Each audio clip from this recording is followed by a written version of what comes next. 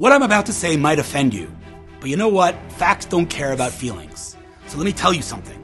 This war between Israel and Hamas is not a war between Israel and Hamas. It's a war between East and West, and there's only going to be one winner.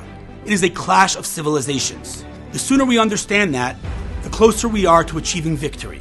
So let me tell you something. Nothing, and I mean nothing about this war, makes any sense. Again, what I'm about to tell you might offend you, but try to take a step back and look at this war from a historical perspective and answer the following question. If I told you that 3,000 terrorists march into a country smaller than New Jersey with 8 hours of free hand and unlimited access to automatic weapons, just think about it. They're spraying bullets in all directions. How many people would you have expected them to murder? 100,000? 150,000? Not 1,200. But furthermore, put October 7th aside because it's so dark and it's so raw. Have you been in Israel? Because Israel is a country smaller than New Jersey. Yet 10,000 rockets have fallen into empty spaces. Where are these empty spaces? You know, the ones that didn't fall into empty spaces were detonated by the Iron Dome. Let me tell you something.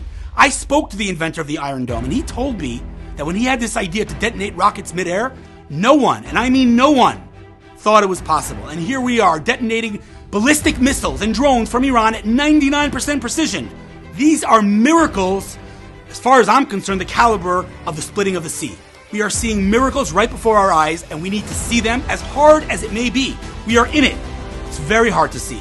But we must, for our own sanity, look at this war and understand that we cannot view any of these events through a logical lens. Because if we do, if we look at this war through a rational lens, we will lose our mind. Tell me, why is the world obsessed with this war? Why is it the only thing anyone's talking about? Is it because of the casualty numbers? Clearly not. Because even if you take Hamas's ridiculously inflated, fabricated numbers and you multiply them by 3, there's no comparison to what goes on in Syria every single day.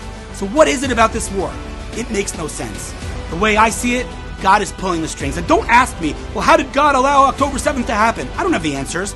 All I know is that I look at the daily events. I look at this helicopter crash. And I'm like, dude, you got a good sense of humor.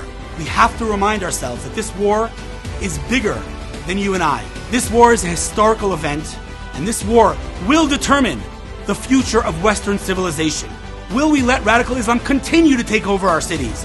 It's time we took a stand. It's time we stop being ashamed of our values. It's time we owned it, and it's time we achieved complete and total victory over radical Islam.